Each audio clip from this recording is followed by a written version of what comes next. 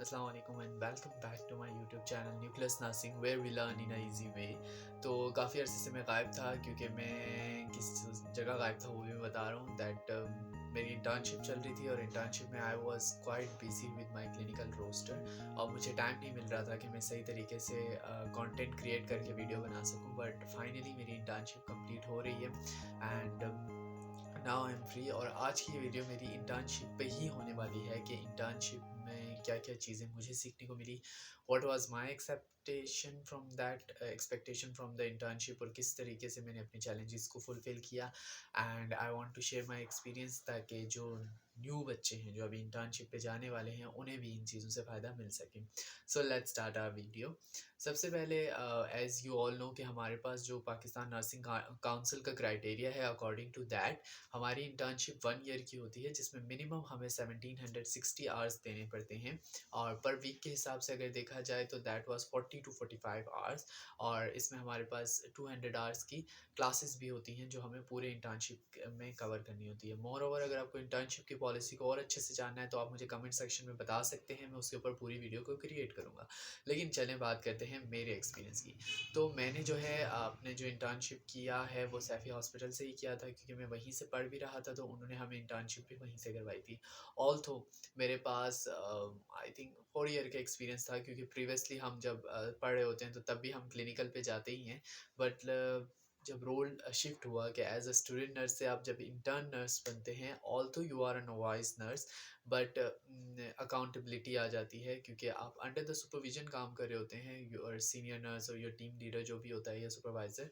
But आप accountable होते हैं, आपको टास्क दिए जाते हैं, आप उसके अकाउंटेबल बन जाते हैं। And that's the new thing I learn as a internee के जो स्टूडेंट लाइफ में इतनी नहीं सीखने को मिल रही थी, मतलब सीखने को मिल रही थी बट इतना हम आंसरेबल नहीं होते थे।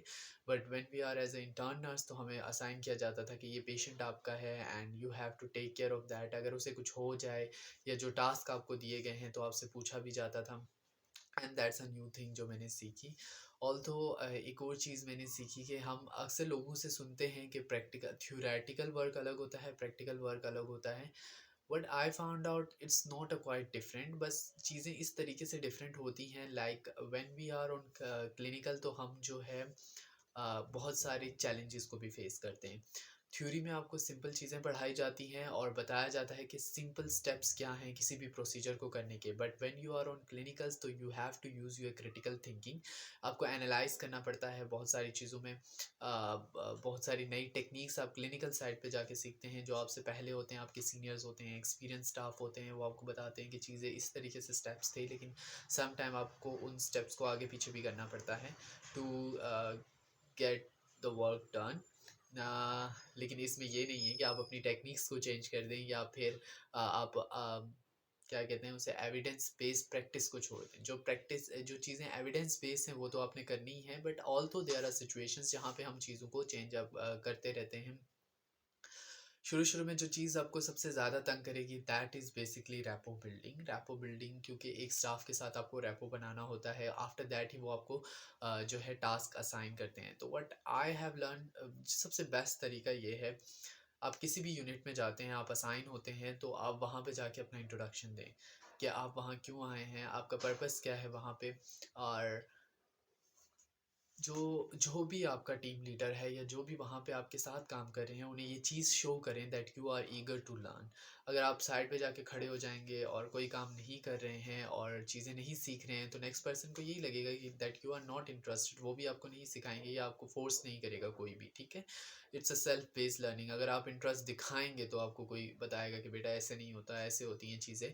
तो दैट्स हाउ इट वर्क। तो रैपो बिल्ड करें, इंट्रोडक्शन दें, कोई भी काम हो रहा है उसमें जाके देखें और आपका सीनियर जो भी टास्क आपको असाइन कर रहा है, although it is related to a hygiene maintenance और बेसिक केयर प्लान बनाने को कहा जा रहा है या आपसे फाइल पढ़वाई जा रही है या मतलब पेशेंट के बारे में पूछा जा रहा है, तो उसे फुल 100% दें।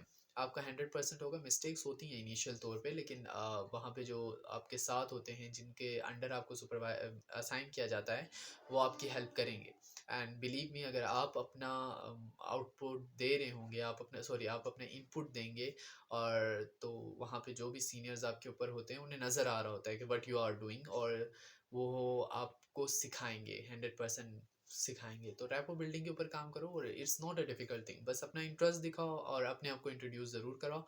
और सबसे मेजर चीज़, जिस भी यूनिट में जाओ पहले उसका इन्वायरमेंट असेस कर लो कि वहाँ पे क्या चीज़ें प्रेजेंट हैं। For suppose if you are working in a critical area, तो क्रश कार्ड कहाँ है, क्रश कार्ड के फर्स्ट सेकंड थर्ड ड्रॉर में क्या क्या चीज़ें वहाँ रखी गई हैं, वहाँ क्रश कार्ड काम कैसे करती है, वहाँ RRT टीम है या नहीं है, अगर है तो वो कैसे रिस्पॉन्स करती है। सेम ऐसे if you are working on a general ward, तो वहाँ चीज़ें क्या हैं, वहाँ की इन्वेंट्री क्या है। इस तरह की चीज़ें सीखोगे तो ये बताएगा कि you are interested in that. Moreover challenges भी आते हैं बहुत सारी जगहों पे। आप जी मिस्टेक्स भी कर लेते हो, जैसे इनिशियली मुझसे कुछ मिस्टेक्स हुई थी, दैट वाज हेल्थ असेसमेंट के अंदर मिस्टेक्स हो रही थी मुझसे। मुझसे डॉक्यूमेंटेशन के अंदर मिस्टेक्स हुई थी, एंड मोस्टली मेरे साथ आईओ के अंदर मुझसे मिस्टेक होती थी, इनटेक एंड आउटपुट मॉनिटरिंग में।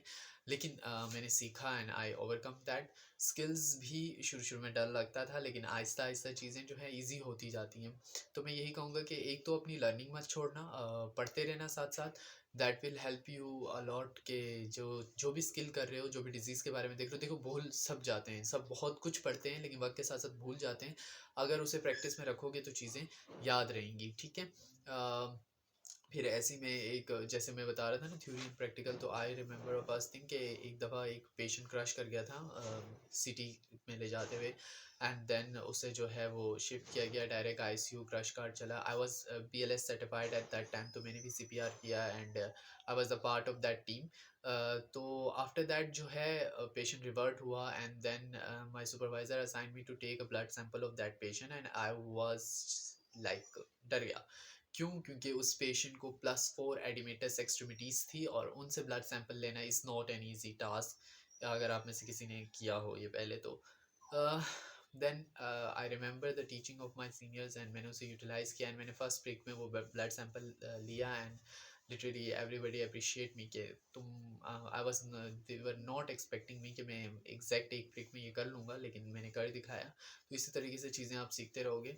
इन the last I just want to say कि जब आप क्लिनिकल एरिया में जाते हैं तो work on your communication, your health assessment, your disease management. Health assessment बहुत इंपॉर्टेंट है। पाकिस्तान में हम सबसे ज़्यादा BSN नर्सेज मोस्टली अवॉइड करते हैं हेल्थ असेसमेंट को, बिकॉज हम कहते हैं वो डॉक्टर्स का पार्ट है, उन्हीं को, डॉक्टर्स का पार्ट नहीं है, it's belong to you. And आपको आना चाहिए कि हेल्थ असेसमेंट कैसे होती है, कैसे डिफ्रेंशिएट किया जाता है between lung sounds and primary provisional diagnose, medical diagnosis आप क्या बना सकते हैं रिलेटेड दैट। आपके नर्सिंग डायग्नोसिस क्या होने चाहिए, नेक्स्ट नर्सिंग डायग्नोसिस आपको फिंगर टिप्स पे याद होना चाहिए। और इसका सबसे इजी चीज़ यही है कि फ्रॉम द डे फर्स्ट आप अपनी ये हैबिट बना देंगे, आप अपने पेशेंट को असेस करेंगे, उसके मेडिकल डायग्नोसिस, उसकी कंडीशन के अकॉर्डिंग जो भी नर्सिंग डायग्नोसिस हैं आप वो बनाएंगे और उसके ऊपर काम करेंगे। It is not necessary to write down it on paper, but in mind आप कर सकते हैं, आप CIM बना सकते हैं अपने माइंड के अंदर या रफ पेपर के अंदर।